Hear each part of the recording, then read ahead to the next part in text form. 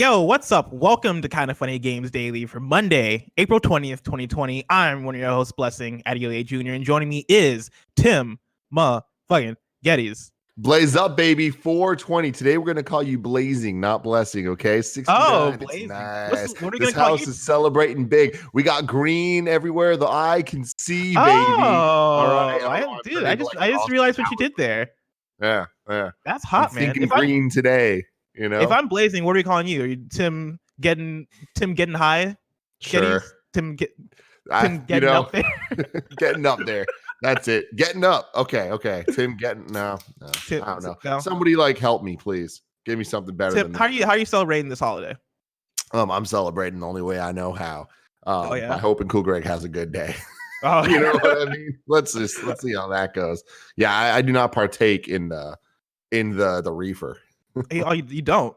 You don't partake in the devil's lettuce. The devil's lettuce. I was gonna say juice. That's definitely not what that's how uninformed I am in this world. I'm not against it.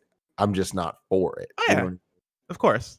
Legalize it. You know what I mean? Just get out there. Tim, how's your weekend? My weekend was fantastic. Yeah. Blazing. What'd you do? Let me tell you that. Yesterday we did this really cool thing. There's a member of the community, the nanobiologist. You probably know him on this show as an integral part of the show, getting the You're Wrongs in every day. He had a really cool idea to do a day at Disneyland where he would use the game Disneyland Adventures on the Xbox, where it has a 1-for-1 recreation of the map of Disneyland. And it's kind of like in Super Mario 64, where there's Peach's Castles, like the hub world. And then you have to jump into the paintings to get into levels. But Disneyland is the hub world. And when you get to the rides, then there's like mini games. But instead of playing the shitty ass mini games that are in the game, when we got to the rides, he would switch over to YouTube point of view videos of the actual rides at Disneyland. Oh, so we did a really thing cool. where it was me, Josh Silverman from the Constantly Calibrating Guys, Belinda Garcia, Alyssa, and nanobiologist himself, Mick, and we spent the 3 hours doing a stream, doing all the rides at Disneyland, watching a bunch of shows and stuff, and just kind of hanging out and pretending we were at Disneyland. And it was super rad. It was super fun. I'm actually gonna get it posted on the Kind of Funny Games YouTube channel in the next couple days, so if people want to check that out. That's awesome. It was a pretty cool. Yeah. It was a cool idea, and it actually was executed really well. I'm proud of him, man. He did a good job. Yeah, I was pretty surprised. I tuned in for a good, I'd say 5 minutes just to see how it looked and what was going on. And when I tuned in, I was surprised by how everything was very HD. But then also I not saw the one we're gonna post. It's definitely recorded Twitch quality. But hey, gotcha. But yeah, the point of view of, I don't know which ride it was. I think it was a newish ride, a ride that I don't even think is out yet. The Mickey Railroad thing. Yeah, it was lot of a couple fun. There was some fun surprises in there. Yeah, but tuning into that, I was like, oh snap, that looks really cool. But today we're not talking about Disney. Today we're talking about a new Cyberpunk Xbox, bots driving Switch shortages, and more, because this is Kind of Funny Games Daily, each and every weekday at 10 a.m. live right here on twitch.tv/kindoffunnygames. We run you through the nerdy news you need to know about. If you're watching live, you can correct us when we get stuff wrong by going to kindoffunny.com/you're-wrong. If you don't want to watch live, you can watch later on youtube.com/kindoffunnygames, or listen later on podcast services around the globe by searching for Kind of Funny Games Daily. To be a part of the show, head to patreon.com/kindoffunnygames, where bronze members or above get to write in, and silver members or above get the show ad-free with the exclusive daily post show. And now it's time for some housekeeping. Thursday night at 7 p.m. Pacific time, we're having a social event of the season, Grimecraft's Kind of Funny Animal Crossing Rave. That's right, Grimecraft will be DJing a set in Animal Crossing for the Kind of Funny best friends. You can watch live and catch Greg interviewing Grimy after the show on twitch.tv/kindoffunnygames. But even better, you can come to the concert in Animal Crossing. Keep an eye on Kind of Funny's Twitter Thursday afternoon, and you can find out how to visit Grimecraft's island and get the exclusive in-game t-shirt, just like a real concert. You know, you go to a concert, you can get the t-shirt for the band. You can do that, but in Animal Crossing, a novel new idea. Wow. Thank you to our Patreon producers, Muhammad, Al Tribesman, and Blackjack. Today we're brought to you by BROOKLINEN and ExpressVPN, but I'll tell you about that later. For now, let's begin with what is, and forever will be, the Roper Report. It's time for some news. We have 5 items today. Bakers!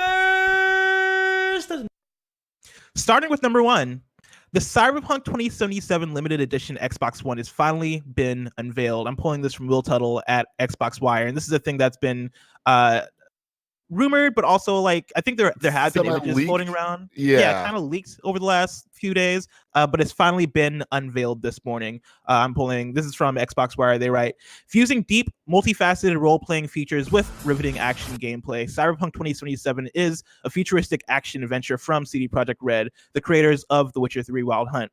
While we wait in anticipation for the game's release in September, today we're excited to announce a suite of custom Cyberpunk 2077 hardware, including the Xbox One X Cyberpunk 2077 limited edition bundle, which will be coming in June 2020, and the Xbox wireless controller Cyberpunk 2077 limited edition, which is available today for $74.99 US at select retailers, including Microsoft Store near you and online. Featuring a cybernetic design, glowing elements, bright panels, and color shift effects, the Xbox One X Cyberpunk 2077 limited edition console captures the vibrant grit and technical enhancements of Night City, and includes a 1 terabyte hard drive, in addition to a full digital download of Cyberpunk 2077, available when the game releases on September 17th, 2020. Interesting. And the Xbox wireless controller, Cyberpunk 2077 limited edition. We'll be unveiling other surprises that come packed with this bundle soon.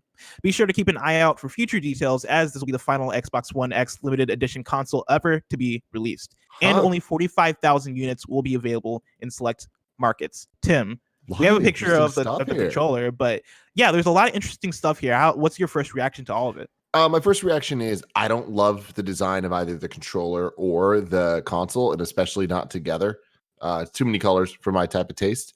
I'm sure that people are thrilled about it, though, because this does look like an aesthetic that I know is fairly popular with people.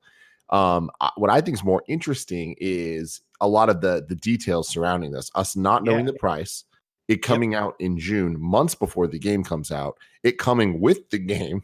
So this is essentially a pre-order, and them saying that there's going to be other future surprises involved in this bundle.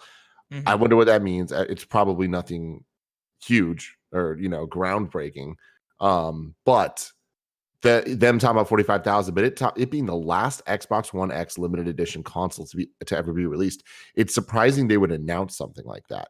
That seems like news that we don't need to know the details of. So to me, that says that there's a bigger thing happening, and it kind of implies that, at least to me, that maybe Xbox One X is shorter for this world than we might have assumed before. Yes. So I want to actually go in that direction. I pulled a tweet from Daniel Ahmad, who tweeted, I think it was a few days ago that he tweeted this, but coming off of the leaks and rumors of this limited edition bundle, Daniel Ahmad at ZugeEX on Twitter, who is like an insider and has like a lot of like he's part of the Nibbles and the Wario 64s. He specifically though we need to come up with a name for these motherfuckers. Yeah, we do, like the gaming squad or something like that. We'll figure it out. We'll workshop that. But he tweets, interesting that it launches in June when the game comes out in September. Maybe I'm reading into it too much, but perhaps it could be a sign that One X production will be limited after June in favor of retooling all existing production lines to hit max capacity on Series X. Somebody then replies to him saying, there's also the lowering of Xbox One X's price, or at least huge discounts on Xbox One X, so you're probably not reading too much into it. Daniel then replies to that saying, absolutely, One X has been on offer for $299, something Microsoft wouldn't do if there were supply issues. Seems to me the plan is to sell through all Xbox One X stock and then discontinue it before the Series X launch. Perhaps that's where Lockhart comes in too. And Lockhart, of course, being the rumored second edition console, or not second edition console, but the console that's supposed to, second SKU, the console that would launch from Xbox alongside the Series X.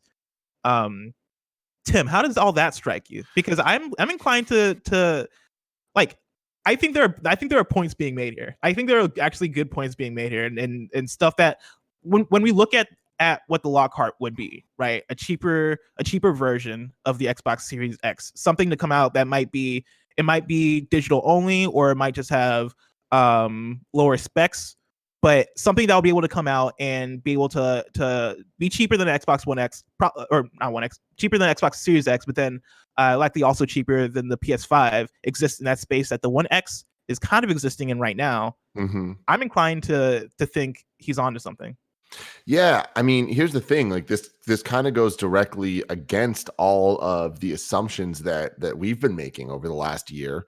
That the Xbox One X was still going to live in this ecosystem, kind of as a lower end option, even if it was in addition to the Lockhart being, all digital or something even way cheaper than what we're seeing with the One X. But I can see, like, now with this information, like every time we see these type of moves being made, it's because things are being phased out. This happens constantly on the Apple side of things with phones or iPads, or MacBooks, whatever it is, any Apple product, that a new one's about to be announced and talked about officially once it starts getting harder to buy them in stores, and the current ones, and they start doing all these deals and things like that. So yeah, this definitely is very telling of what a future could look like. And I can imagine them at the very least getting rid of the Xbox One X as a brand.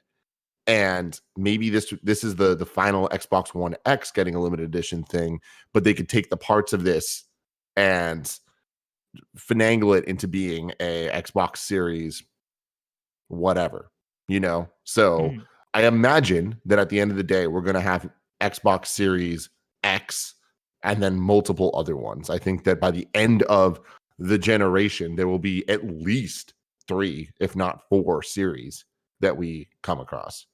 By the end of next generation. Yes. Yeah. Yeah. And it's like, I don't know, like it's interesting that they'd be ending the Xbox One X production entirely. Just because that doesn't seem like it was. It doesn't seem in line with, well, one, like you said earlier, right? How we've been thinking about what the lead up and what like the mission statement and vision is for Xbox, with Xbox Series X, not necessarily being a whole new generation, even though it pretty much is, but also like Xbox being a family of systems, right? Xbox being an ecosystem with the boxes there just to get you into the ecosystem, as opposed to like the mission being mainly just to sell the boxes, right? Like it's interesting when we have the backwards compatibility conversation, right? Of like, yeah, all your games that you're buying on Xbox One, when we have the conversation of for the next couple years, or for the early years of the Xbox Series X, and those games are going to be, at least the first party games, aren't going to be exclusive to Series X, right? Like they're making games cross-gen. Halo Infinite is going to work on One X, but then also is going to work on Series X. You imagine the same for Hellblade. You imagine the same for the big early Microsoft games. So then why would like that? I feel like that then conflicts with them eliminating the One X, but at the same time, maybe eliminating it is the way that they encourage people to jump forward. Yeah, man. I love this generation right now because it's like we're just in unforeseen territory. Like we've never seen this type of situation before, where there's just moves being made and things being talked about in a way that we just aren't familiar with. Like them saying this is the final limited edition thing, and it coming with the game that's 4 months away from it.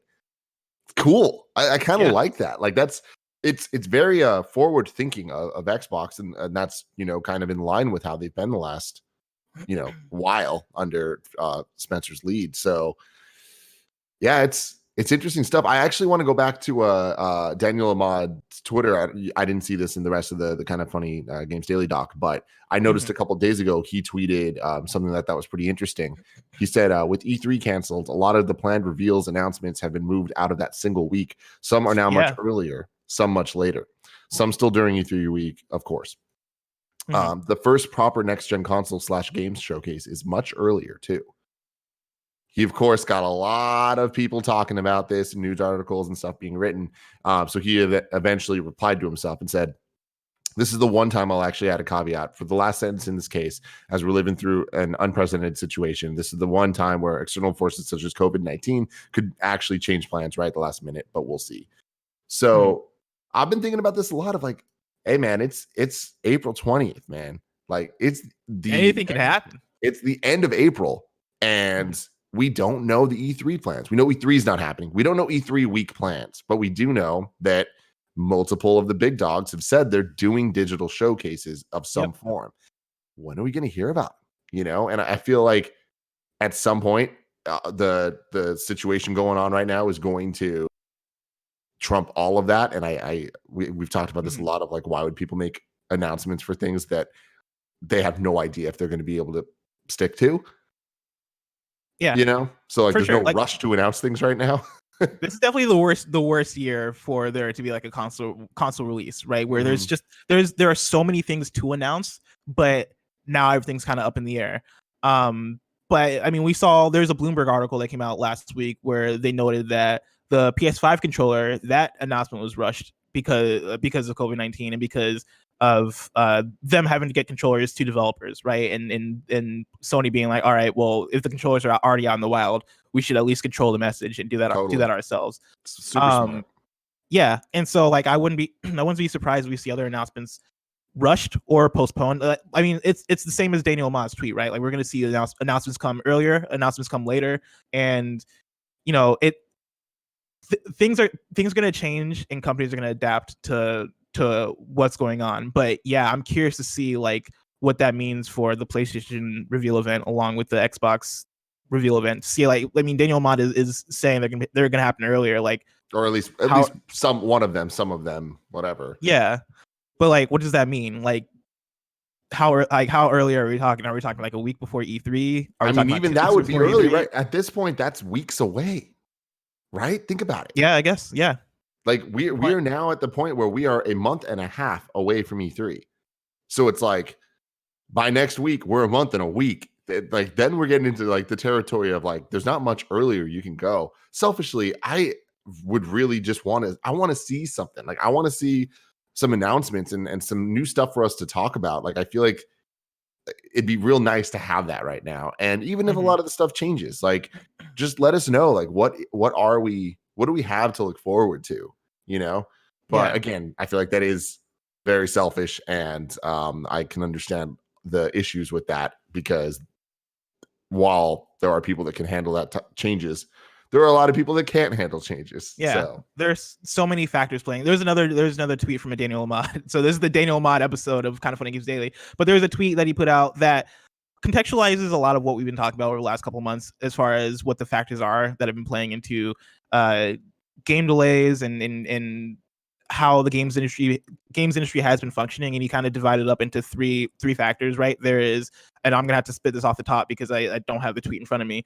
but he was essentially talking about the logistic factors being things like printing discs, right? Like that's a logistic factor. That's the reason why Last of Us 2 got delayed, right? Because of one, physical sales, but then also like printing discs and stuff like that, right?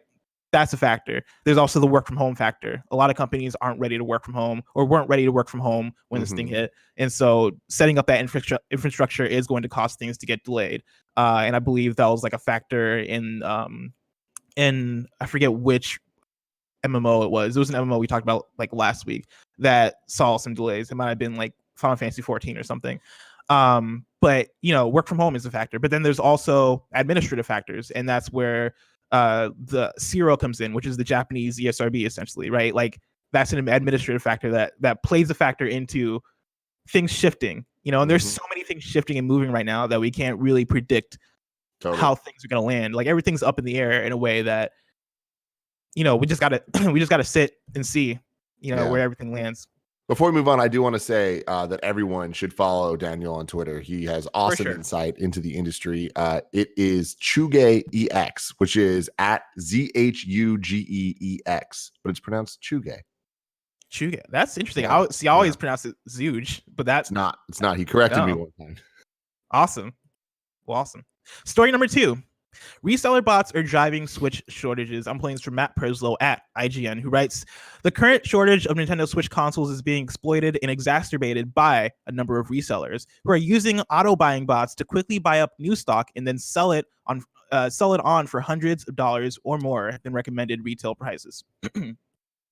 Motherboard recently published an investigation into the situation in which they discovered BirdBot, an open source tool that is being used to target online stores that have had new Nintendo Switch stock and quickly automatically purchase them before most other people have had a chance to notice new consoles are available. Motherboard reports that a Discord channel used by people buying and reselling Switches using BirdBot featured conversations about buying consoles in bulk, not just one-offs. In addition to online stores, people are also using tools like BrickSeek, which identify local physical stores with Switch stock, which they then buy to resell. Nintendo has stated that more Switch stock is coming soon, but this report suggests that resellers will use that to their advantage. And so buying consoles from retail may not be as easy as it otherwise has been. Quote, honestly, I can't wait till the mass restock, end quote, said one user in BirdBot Discord, reports Motherboard. Tim, that sucks. people suck, man. It's like, man. Especially during these times, it's like, let other people have some joy, have some fun in their goddamn lives, Yeah, this is I mean, it's not as bad, but it's along the lines of the hand sanitizer dude. Like there was a story that was floating around earlier about a dude who bought up a bunch of hand sanitizer to try and profit off of it, but then couldn't sell it, like couldn't figure out how to sell a garage full of hand sanitizer. That is obviously worse than what this situation is, because that's more of a health, like that's an actual, like, you're messing with people's livelihoods. But this still sucks. Don't be that person. We got a question in from Jamie S, who writes into patreon.com/kindoffunnygames, just like you can, and says, happy Monday, Blessing and Tim. With recent articles reporting that the current Switch shortage is largely being caused by resellers buying up available stock using bots, how concerned are you for the potential launch of next-gen consoles this year? Resellers are always somewhat of an issue, but with Sony stating they'll have a reduced number of PS5 units available at launch, could their impact be more than we've seen in years past? How difficult do you expect it to be to secure a new console pre-order this year? Thanks for rating, Jamie S. Everyone's fucked. I mean, like, straight up, if this is happening now with Switch stock, a console that's been out, freaking 3 years. Yeah, whenever a new console comes out, there's excitement around that. If there's already going to be a short supply, an even smaller supply than normal for a big launch, when there's already typically an issue of getting your hands on a console day one. I know that last gen was the best we've seen so far in video game history, where PS4 and Xbox One did a good job of kind of getting them into the hands of people that wanted them. And I remember even pre-ordering it wasn't that difficult that when they announced it, because they put up pre-orders during E3, like when they did their big blowouts for the systems. And that not everyone got one that wanted to, but I feel like it was way better than anything we've seen in the past. But I think that with everything going on now, there's no way they'll be able to keep up with the demand. There will be less people trying to buy it than normal because of the situation as well. But I think that the amount of people that are going to affect it that way are far less than the amount of people that are going to be affected not getting their hands on one that have the means to. Yeah, I think this fall with the console releases for PlayStation specifically, because that's what the Bloomberg report last week was talking about in terms of the shortages.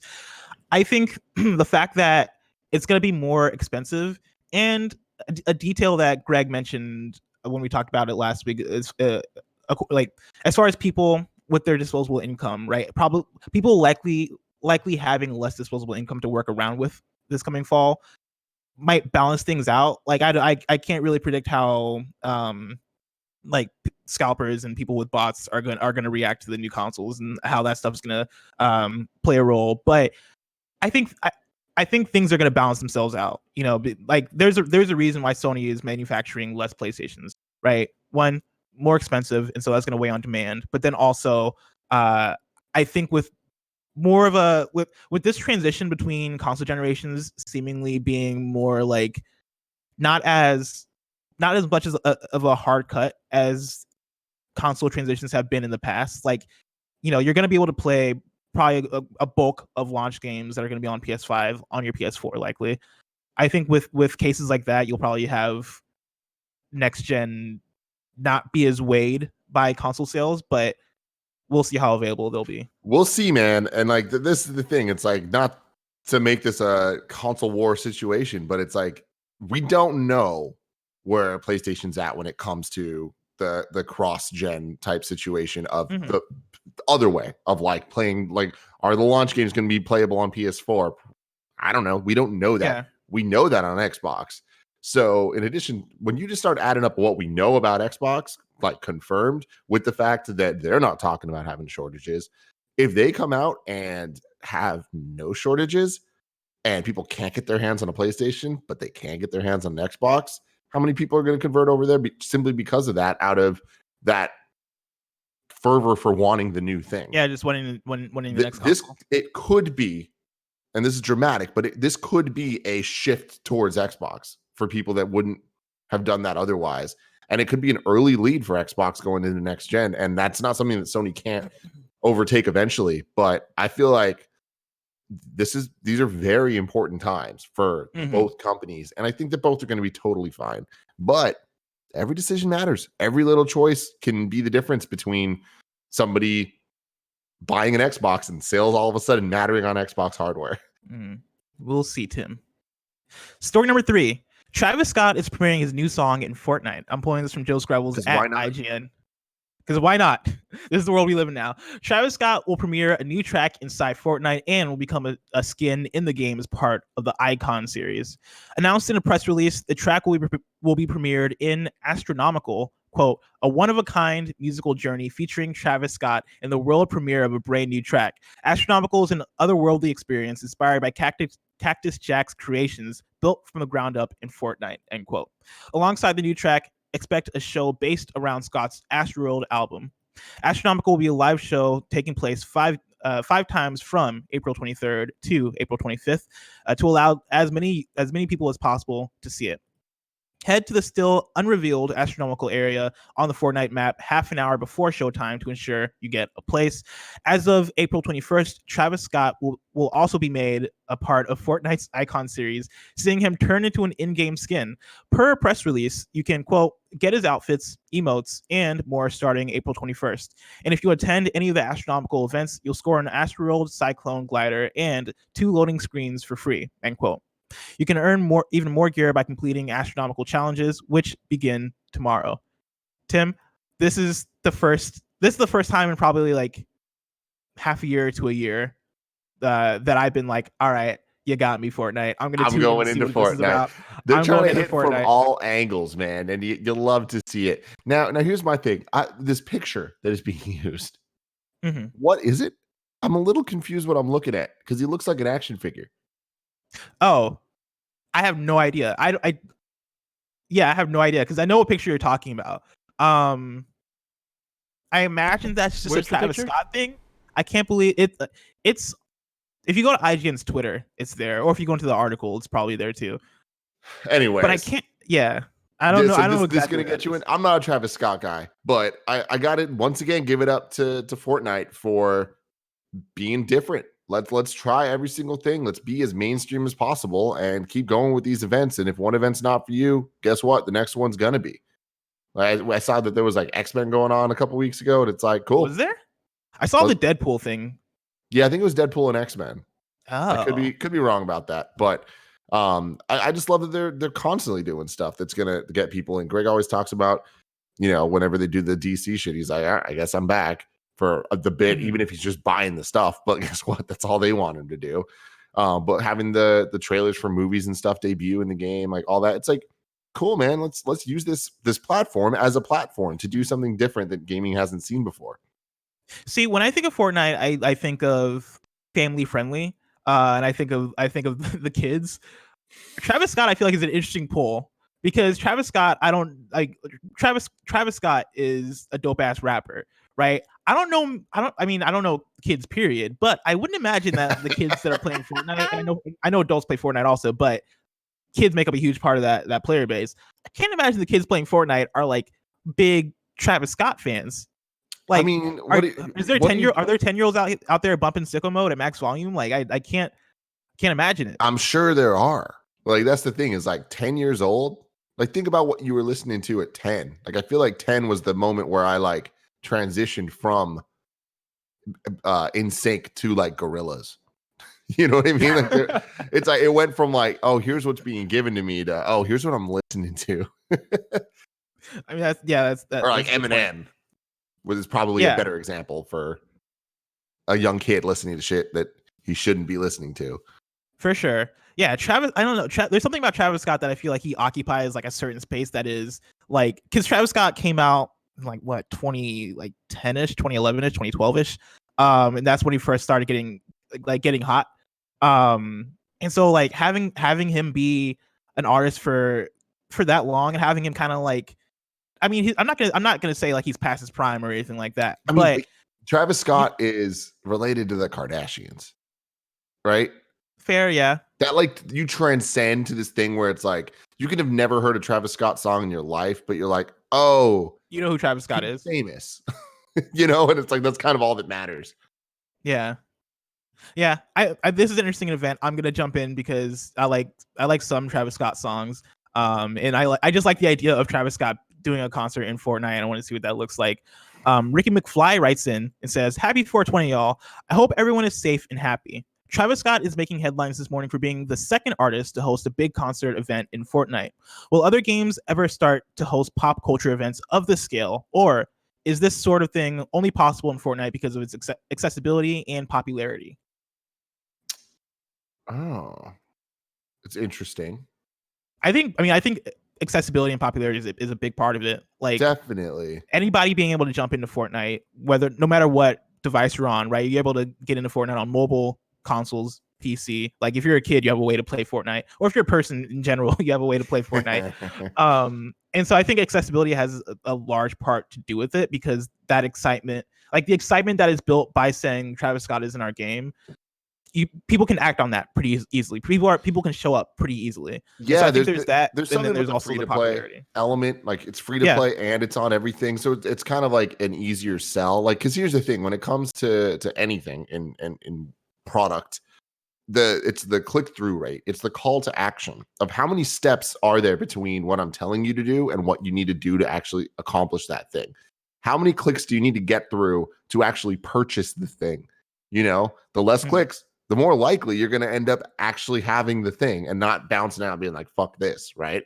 You being interested in seeing a Travis Scott concert, how many steps, how many firmware updates, how many things could get in the way before you're like, fuck it, this isn't worth it. And I feel like Fortnite eliminates a lot of those elements, more so than other things that you need to purchase just to start, right? Like there is that element.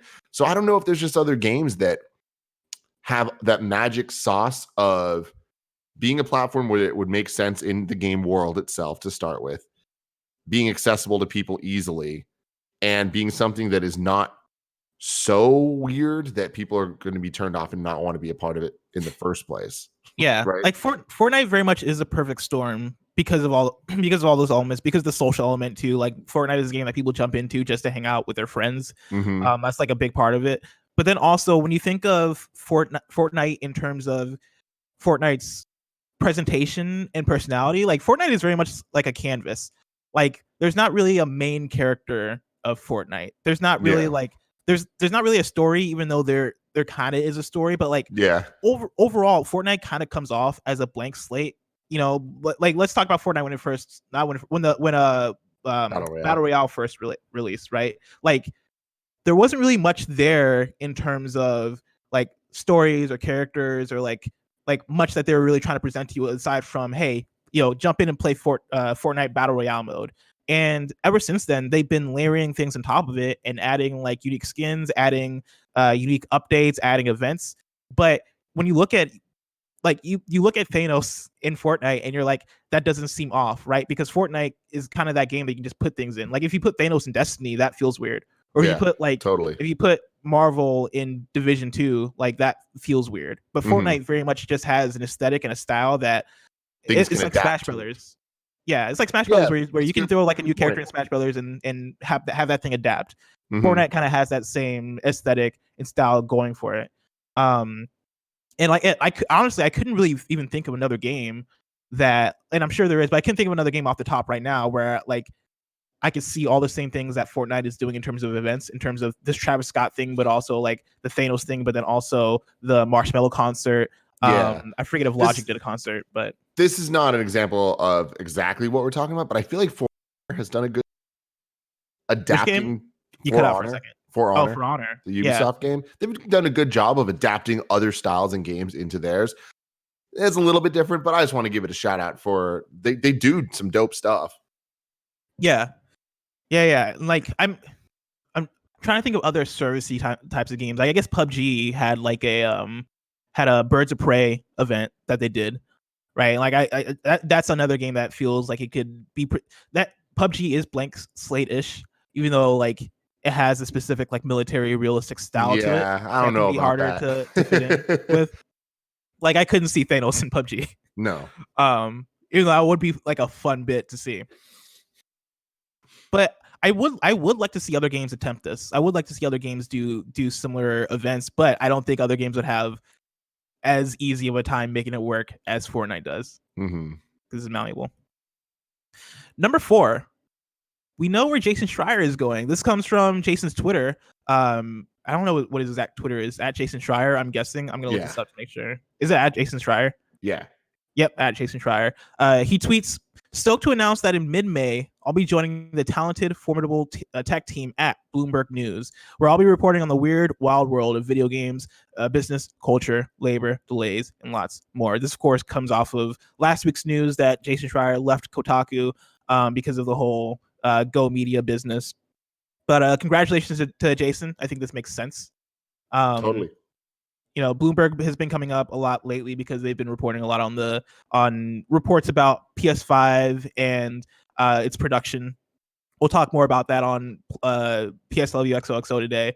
But yeah, I think it's a great get for Bloomberg. GamesIndustry.biz, Matthew Handrahan writes this. Speaking to GamesIndustry.biz, Schreier said that he'll be joining the technology reporting team at Bloomberg. He will have some flexibility in defining his role, he said, but the game industry will continue to be his focus. That includes the investigative stories on workplace practices and labor issues that made Schreier one of the most visible and influential figures in the game's press. Schreier will also be starting a podcast with former Kotaku colleagues Kirk Hamilton and Maddie Myers under the Maximum Fun Media Network. In an interview published today, we spoke to Schreier about his decision to leave Go Media, Kotaku's parent company, which was established when the private equity firm Great Hill Partners acquired the Gizmodo media team or media group in 2019. That was just one of a series of upheavals since Kotaku was part of Gawker Media, which collapsed in 2016. According to Schreier, there is a widespread lack of faith in Go Media's management, which culminated in a mass walkout of staff at Kotaku's sister site Deadspin late last year. Quote, "It's been really tough working for a company that is run by management in whom trust has been completely eroded," he said. Our union announced a few months ago that we had taken a vote of no confidence in the CEO. 97% of the union voted to have him removed. That is not the type of thing you often see. And I think that says it all about how our company has been managed over the past year since Great Hill bought us, end quote. Tim, how do you react to all this? Right after this, Greg Miller is going to be doing a We Have Cool Friends episode, a one-on-one interview with Jason Schreier, and I'm sure that they're going to get into all the nitty-gritty about all of this. I think it's about time that he gets out of Kotaku. All the stuff that he said, not a surprise to anybody that is aware of him in any way at all. He does great work. He's going to continue to do great work. I think that Bloomberg's a great place for him to do that work, and I'm very excited to see how it all goes. In the our last story number 5, there's seemingly new concept art for the PS4 exclusive Wald. Tim, do you remember Wald? I do. Yeah. It's a game that was premiered in 2014. I'll get into this article from Heather Wald at GamesRadar, who writes, "Concept art for the mysterious PS4 exclusive game Wald has seemingly appeared on its official website. While these might not necessarily be entirely new images of the open world adventure, its appearance on Reddit is a good reminder that the game is still a thing, and at the very least suggests the game is still happening after years of very little news. It's been very quiet on the Wald front since Wild Sheep Studio debuted a trailer at Gamescom back in 2014.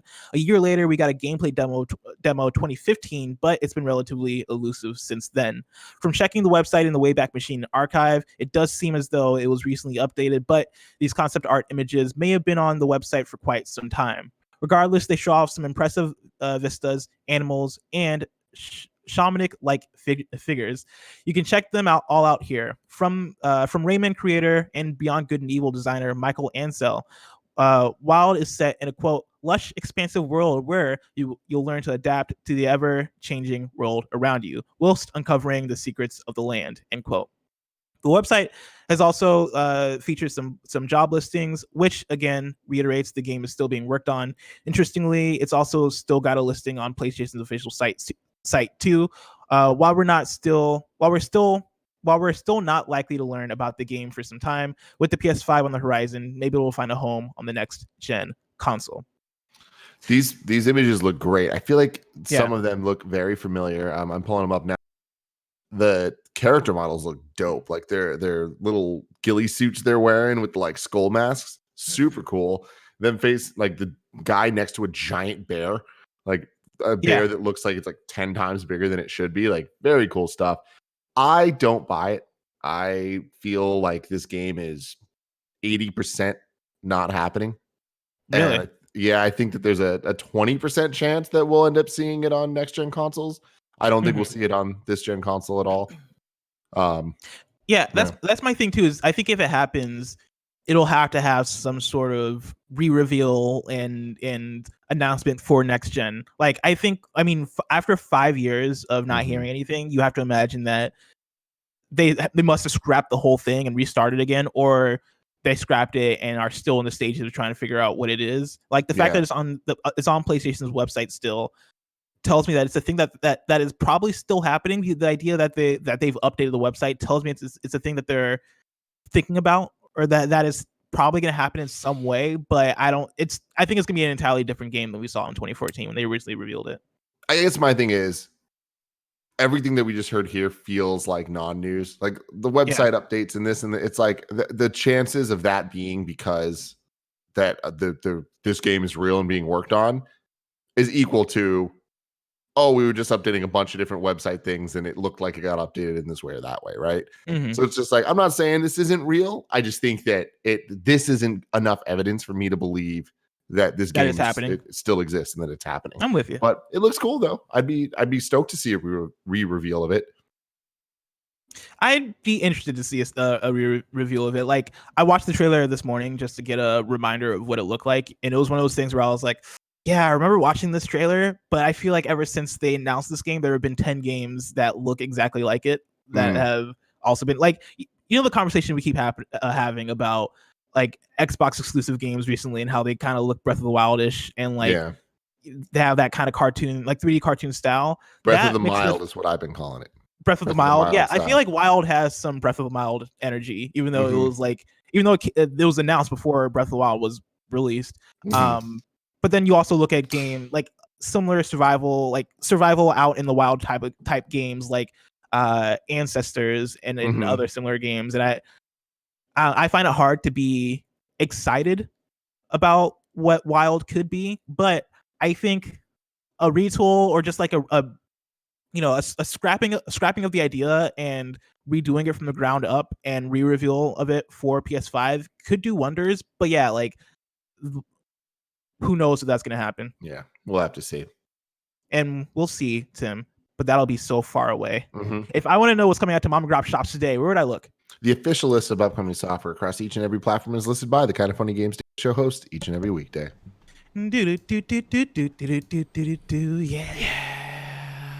Before I get to out today, I want to tell you guys about our sponsors. Of course, you can get the show ad free by going to patreon.com/kindoffunnygames. And speaking of ads, this episode of Kind of Funny Games Daily is brought to you by BROOKLINEN. Bringing comfort into your home is the ultimate form of self-care, and now more than ever, it's important to take care of yourself and each other. You spend 1/3 of your life in your sheets. Don't you want them to be insanely comfortable? So put comfort first, like with the new bedding, loungewear, towels, and more. Home of the internet's favorite sheets, BROOKLINEN's got over 50,000 plus 5-star reviews and counting. And starting April 25th, BROOKLINEN's having their biggest sale yet, the birthday sale. Get everything from bedding to towels to loungewear and more at savings you wouldn't believe. BROOKLINEN products help you find comfort in the little things, morning routines, extra soft sheets, plush towels, etc. Folks here at Kind of Funny use BROOKLINEN and can confirm they're insanely comfortable. Isn't that right, Tim? I do. I use it every day, man. It's fantastic. I love it. It's so soft. I recently got a new set that we've been changing out. So now we have different options depending on our vibe for what colorways we want. They make it fun and easy to go and find a bunch of different styles with the colors that you want to match your room, to match your vibes, man. If you want to go all green, you can. You can. You like softness, comfort, essentials to help you relax? Brooklinen has it all. Brooklinen.com is the perfect place to find all the comforts for your home, and they're so confident in their product that all their sheets, comforters, loungewear, and towels come with a lifetime warranty. The birthday sale kicks off April 25th, and you don't want to miss it. Get their biggest savings of the year on sheets, bedding, towels, loungewear, and their newest Hammam and linen collections. And if you can't wait, you can get 10% off your first order and free shipping on the all new sheet. Oh, there's a pun. Get free shipping on all the new sheet right now when you use promo code GAMES only at brooklinen.com. That's BROOKLINEN.com. That pun caught me way off guard. I was like, I don't know what they're trying to tell me right here, but we figured it out. We're also brought to you by ExpressVPN.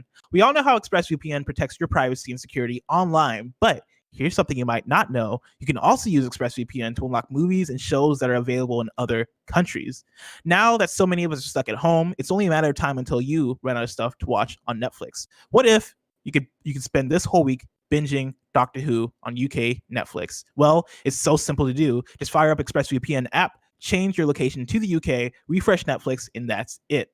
ExpressVPN hides your IP address and lets you control where you want sites to think you're located. You can choose from almost 100 different countries. So just think about the Netflix libraries you can have access to. Love anime? You can use ExpressVPN to access Japanese Netflix and be spirited away. But it's not just Netflix. ExpressVPN works with any streaming service. That's Hulu, BBC, iPlayer, YouTube, you name it. There are hundreds of VPNs out there, but the reason we suggest ExpressVPN to watch shows is it's ridiculously fast. There's never any buffering or lag, and you can stream in HD, no problem. ExpressVPN is also compatible with all your devices, phones, media, consoles, smart TVs, and more. So you can watch what you want on a personal device or on the big screen, wherever you are. If you visit the special link right now at expressvpn.com/games, you can get an extra 3 months of ExpressVPN for free. Support the show, watch what you want, and protect yourself with ExpressVPN at expressvpn.com/games. Out today, OMG Police Car Chase TV Simulator is out for Switch. Legends of Amberland, The Forgotten Crown for Switch. Shadows for Switch. Car Trader Simulator for Switch. And I love that rhymed. Warp Factor for PC and Mac. Birds Are Real for PC and Mac. Kingdom vs. Zombies for PC and Mac. Squarefast for PC and Mac. O Frog for PC. Cryptofall Investor Simulator for PC and Mac. And Glarefall for PC. We have a deal of the day for you. We got Birds Are Real and Frog. Look at those in your own time. So it's a big release day. This is comparable to the day that Assassin's Creed Odyssey and Mario Odyssey. Assassin's Creed Origins and Mario Odyssey released on the same day. And to the new Colossus. It's that kind of release day. That's the day. Ignacio Rojas writes in with a deal of the day for you. Kingdom Hearts all-in-one package is down from $99.99 to $29.99. That's over 200 hours of great content. So check that out. 200 hours of content for sure. Of content, yeah, for sure. Great might be debatable for some. That is a great deal, though. Real talk. That's insane. Tim, now it's time for Reader Mail. People can, of course, write into patreon.com/kindoffunnygames to get their questions read on the show, just like the 2038 Pokemon CEO who writes in and says, "Hey, Blessing and Tim, I hope quarantine is treating you well. It's treating me.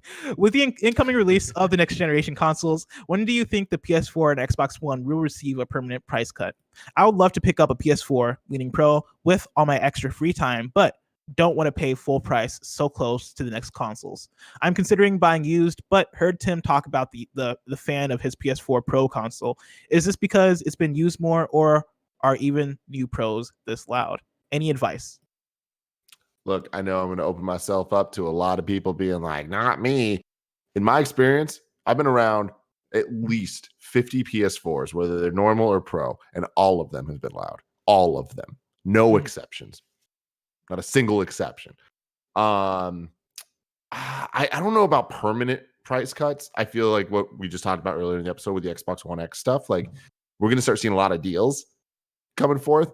That console, the Cyberpunk console, like it seems like they're trying to get rid of the Xbox One X inventory, but then bundling with Cyberpunk means it's not going to be that much cheaper. So I don't know if we're going to see a price cut with that, because at the very least it would just be the same price, but you're also getting the game. With the PlayStation side, I don't know. Everything's so up in the air that we just don't know where they're going to be at. If you're not planning on buying a PS5 at all, get a PS4 now. There's a ton of games for you to play, like especially during these times. Like today is the 2-year anniversary of God of War. If you don't have a PlayStation, you should play that game. Oh God, that was 2 years ago. Jesus, 2 years ago today. Yeah, it feels like yesterday. You should play Spider-Man. You should play Horizon. You should play all these games. So I do think it'd be worth it. PlayStation 4 is not that expensive. Having said that, if I were you, I would probably wait for the PS5. Yeah, the PS5 is gonna be a good investment because it's gonna be backwards compatible, and so you'll be able to play like God of War and Spider-Man and all the big PlayStation games on there. I'd also say if you're gonna buy a new console, don't go the used route. I've bought like refurbished consoles in the past, and they've always crapped down on me. Like my PS3 that I bought got the yellow light of death because I bought it refurbished, and so like it only lasted maybe like 2 years until it killed it died. I was gonna say kill itself, but I was like that seems like a lot. But yeah, like get a new console if you're gonna buy a console. Black Friday is always kind of my go-to, if you're ever gonna buy like a big new piece of technology. But at this point, Black Friday is still so far away, and so if you're I wanted to know what was coming to Mom and Grab shops. If I want to know what deal I can get today, but no, like go for it, like it or just see how you're feeling. Like if you really want to play PlayStation games right now and you don't have the fervor to buy the PS5 when it comes out this fall, then do your thing. Definitely do your thing. But that fan is gonna go no matter what you get. That fan is gonna be loud. Just prepare for it. Tim. Yeah. Usually this is where we squat up. Mm-hmm. But nobody wrote in with squat up. Of course, if you want to squat up, you can write into patreon.com/kindoffunnygames, where you can get your squat up read. That's where you get to play games with other members of the Kind of Funny community, have a good time, get some Division 2 in, get some Borderlands in, do all that good stuff. But since we don't have a squat up today, let's go directly to kindoffunny.com/you're wrong, where people write in to let us know what we got wrong as we got it wrong. And let's see here. Yosemite said Josh and Justin of Constantly Calibrating have rebranded the platform and are relaunching under the name Bear Punch Media. So there you go. There you go. Let's see. Neil Bodge writes in and says Amazon's MMO New World and Final Fantasy XIV's patch 5.3 were both delayed due to COVID-19, which is what I was referencing earlier. Let's see.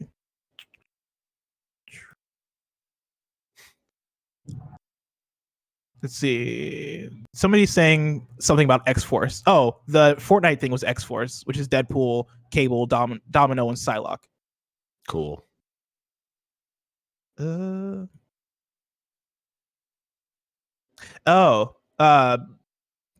D277 says Blessing said PUBG had a Birds of Prey event. It was in fact Fortnite that had the Birds of Prey event. PUBG did a Suicide Squad crossover event. Makes sense. Damn, it was a long ass time ago. But that makes sense for PUBG. And that's about it for You're Wrong. This week's hosts are as follows. Tuesday, it's me and Imran. Wednesday, it's Greg and Gary. Thursday, it's Greg and me. And then Friday, it's me and Greg. Of course, this has been Kind of Funny Games Daily each and every weekday at 10 a.m. live right here on twitch.tv/kindoffunnygames. We run you through the nerdy news you need to know about. We have a Patreon post show for those that are subbed at the silver level of patreon.com/kindoffunnygames. So stick around for that. What are we talking about? We might be doing a top 10 of the superhero games of the last forever. Yeah, we might be doing. Let me just advertise this, right? Sometimes, like usually for the Kind of Funny Games Daily post show, we pull a question and we answer that question. Sometimes, every now and then, what I like to do is I like to look up an article of a top 10 or top 20 or top 30 and just go through it with Tim. It's a fun time. It's my favorite thing to do. Dude, I've been enjoying it too, which is why I keep doing it. If you want access to that, stick around for the post show. Otherwise, until next time, Game Daily. Blaze up, baby.